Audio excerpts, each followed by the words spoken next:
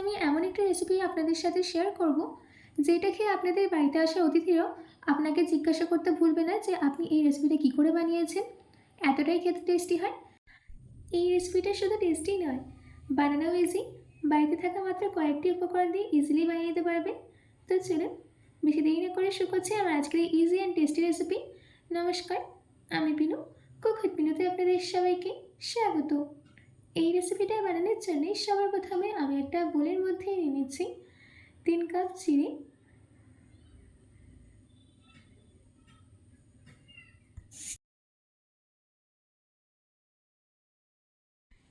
এবার আমি এদিকে নিয়েছি নারকেল। নারকেলটাকে পিলারের সাহায্যে লম্বা লম্বা করে কেটে নিচ্ছি। আপনাদের কাছে যদি পিলার না থাকে তো আপনারা এখানে গ্রেটারও ইউজ করতে পারেন।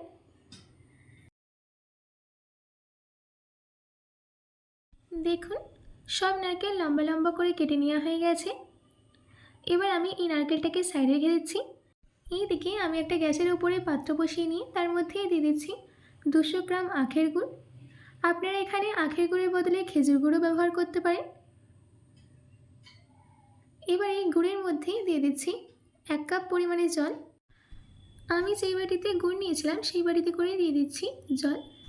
এবার গ্যাসের ফ্লেমটাকে মিডিয়ামে রেখে সম্পূর্ণ গুড়টাকে মেল্ট করে নিতে হবে।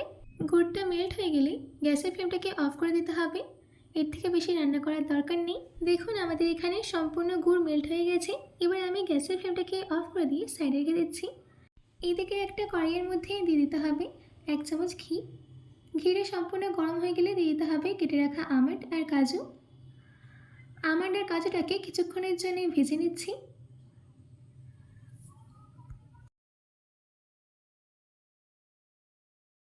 প্রায় 40 সেকেন্ডের মতো আমন্ড আর কাজুটাকে ভেজে নেওয়া হয়ে গেছে। এবার আমি এর মধ্যে দিয়ে দিচ্ছি কিছুটা কিশমিশ। কিশমিশটাকেও 30 সেকেন্ডের জন্য ভেজে নেব। এই রেসিপিটা আপনারা ঘিতে করারই চেষ্টা করবেন। ঘিতে করলে এর টেস্টটা আরও বেড়ে যায়। আমাদের এখানে সব ড্রাই ফ্রুটসগুলোকে ভালো করে ভেজে নেওয়া হয়ে গেছে। এবার আমি এইগুলোকে কড়াই থেকে তুলে নিয়ে একটা বলে নামিয়ে নিচ্ছি।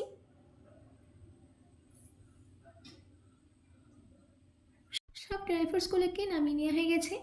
এবার ওই একই ঘিতে দিয়ে দিচ্ছি গ্রেট করে নেওয়া নারকেল। এবার আমরা নারকেলটাকে হালকা ভেজে নেব, অতিরিক্ত লাল করে ভাজার দরকার নেই।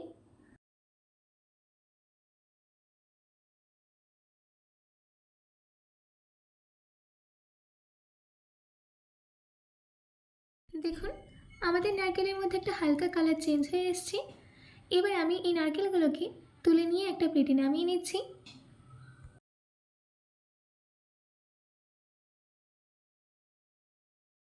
সব নারকেলগুলোকে তুলে নেওয়া হয়ে গেছে। এবার ওই একই কড়াইতে দিয়ে দিচ্ছি 1 চামচ ঘি। ঘিটা সম্পূর্ণ গরম হয়ে গেলে দিয়ে দিতে হবে চিড়ে। এবার গ্যাসের ফ্লেমটাকে লোতে রেখে চিড়েটাকে আমরা ভালো করে ভেজে নেব। চিড়েটাকে অনবরত নাড়িয়ে ভেজে নিতে হবে যাতে সবগুলো সমানভাবে ভাজা হয় আর চিড়েগুলো ঘিতে ভালো করে কোট হয়ে যায়।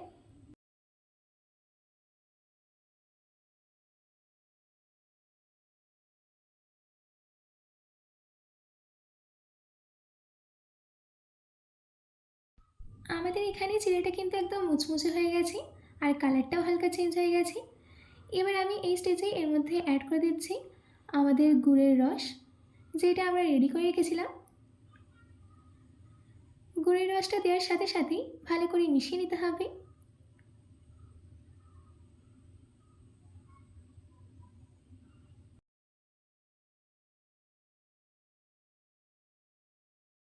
গুড়টাকে চিড়ের সাথে ভালো করে মিশিয়ে নেওয়া হয়ে গেলে গ্যাসের ফ্লেমটাকে লোতে রেখে ঢাকা দিয়ে 2 মিনিটের জন্যে রান্না করে নেব, যাতে গুড়টা চিড়ের মধ্যে ভালো করে সোক হয়।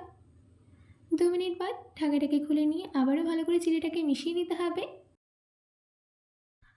আপনারা দেখে হয়তো বুঝতেই পারছেন যে চিড়েটা এখনও ভেজা আছে। চিড়েটাকে আরেকটু রান্না করে নিতে হবে। তার আগে এই স্টেজে এর মধ্যে অ্যাড করে দিচ্ছি আমাদের ভেজে রাখা নারকেল, তার সাথে দিয়েছি ভেজে রাখা ড্রাই ফ্রুটস আর 1 চামচ ঘি। এবার নারকেল, ড্রাই ফ্রুটস আর ঘিটাকে চিড়ের সাথে ভালো করে মিশিয়ে নিতে হবে। সব কিছুকে ভালো করে মিশিয়ে নেওয়া হয়ে গেছে। এবার ঢাকা দিয়ে গ্যাসের ফ্লেমটাকে লোতে রেখে আবারও 2 মিনিট রান্না করে নেব। 2 মিনিট বাদ ফিরে আসছি। 2 মিনিট বাদ ঢাকাটাকে খুলে নিচ্ছি। দেখুন কত সুন্দর ঝরঝরে হয়েছে। একদম পারফেক্ট ডেজার্ট কিন্তু আমাদের রেডি হয়ে গেছে। এইটা আপনারা আপনাদের বাড়িতে থাকা প্রত্যেক সদস্যকে কিংবা আপনার বাড়িতে আসা অতিথিদেরকে একবার হলেও দিয়ে দেখুন, তারা আপনার প্রশংসা করতে একবারও ভুলবে না। এবার আমি গ্যাসের ফ্লেমটাকে অফ করে দিয়ে নামিয়ে নেব। এই ডেজার্টটাকে আপনারা ফ্যানের তলায় রেখে দেবেন, তাহলে দেখবেন যে আরও ঝরঝরে হবে। আশা করছি আমার আজকের এই চিড়ে দিয়ে ডেজার্টের রেসিপি আপনাদের খুবই ভালো লেগেছে। বাড়িতে এটি অবশ্যই ট্রাই করবেন ও কমেন্ট বক্সে কমেন্ট করে জানাতে একদম ভুলবেন না। তো আজকের মতো এইটুকু, আবার দেখা হচ্ছে অন্য কোনো রেসিপি নিয়ে। ভালো থাকবেন, সুস্থ থাকবেন।